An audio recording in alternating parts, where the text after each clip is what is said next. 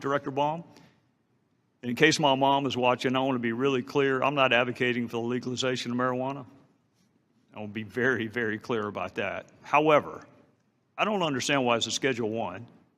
It's certainly not treated as a inherently dangerous substance for which there is no medicinal value. It takes a tractor trailer full of marijuana to even trigger a mandatory minimum under our drug laws.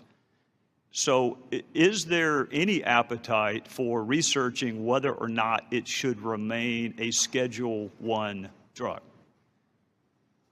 Congressman, the administration doesn't have a position on that, but I'm happy to dialogue with your office. And let me just briefly say that we strongly support research on medical use of marijuana. And if there are obstacles that we see that prevent good research, we want to address those obstacles. Because if there are component elements of marijuana that could be put through the FDA process and turned into medicines that could help people in this country, we want to do that. So we do think there's some potential, and we support research on the subject. Well, just so everyone's clear, methamphetamine is scheduled what?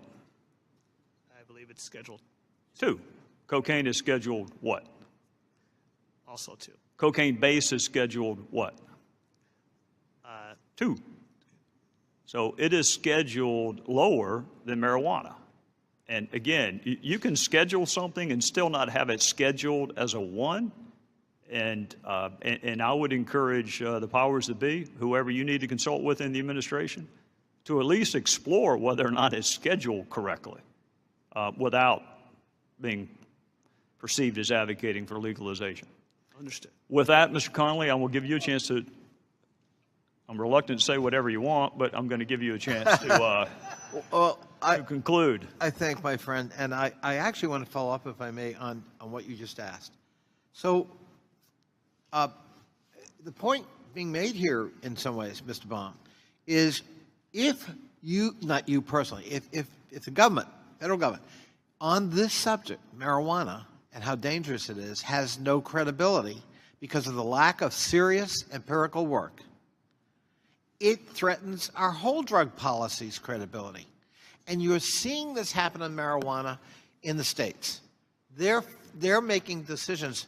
Ms. Norton talked about 8 states, but there are over 25 states that have in some fashion, including my home state of Virginia, liberalized their laws for medical reasons all the way to recreational reasons. I think you'd have to confess to the chairman's point, there was no empirical evidence to justify putting marijuana 50 years ago as a Schedule 1 drug. Who did that empirical evidence? Sorry, could you repeat that? Who did what? Who made it scheduled? There was no, I am asserting, and yes, you can feel free to try to contradict, there was in fact no empirical evidence to justify putting marijuana ahead of the drugs the chairman just listed as a Schedule 1 drug 50 years ago. And I would, you brought up the need to have empirical research before we start rushing pell-mell to approve it for medical purposes, and I agree with you. But here's the problem. As I said in my opening statement, only one federal entity, NIDA, controls marijuana for legal purposes for experimentation, testing, and the like, research. And NIDA's mission is all about proving the harms of something. They've a priori determined the outcome of research. Nobody thinks NIDA is an objective, neutral place to go to look at the good, the bad, and the indifferent about marijuana. It doesn't have that credibility. So if we're going to do what you suggest, we need to have a different entity with credibility where we're looking at objective evidence and science. And then we can determine, well, where does marijuana work? Mr. Humphreys made the point that there's a more lethal or stronger, more fortified versions of marijuana coming out that concern us. But we put a lot of people in jail, and we've treated this like it's more dangerous than cocaine and the other substances the chairman's, and it's had huge consequences based on very little scientific evidence. I'm not arguing for the legalization either. I agree with my friend from South Carolina. I'm not going there. But neither can I justify the current policy of treating it as the world's most dangerous drug with this classification. You can feel free to respond, and I'm done. Congressman, I understand the point that you're making. I would love to go with you in your district to talk to police chiefs and sheriffs. I think in reality on the street, police, sheriffs, they don't treat marijuana the way they treat heroin and fentanyl. So I think in practice, there is a prioritization of the most deadly drug threats. I actually think that's his point, is that law enforcement doesn't, our sentencing scheme does not. Methamphetamine and marijuana are not treated the same from a sentencing standpoint, but yet marijuana is considered to be inherently dangerous with no medicinal value, therefore a Schedule I. And it would just be helpful, again, to Mr. Connolly's point, for us to have some consistency, or at least be able to explain why certain drugs are Scheduled I and others are not. And we can save that for another day. And again, that's coming from two people that are not advocating for the legalization, just for some common sense in how it's scheduled. On behalf of all the members, I want to thank all of our witnesses for your expertise.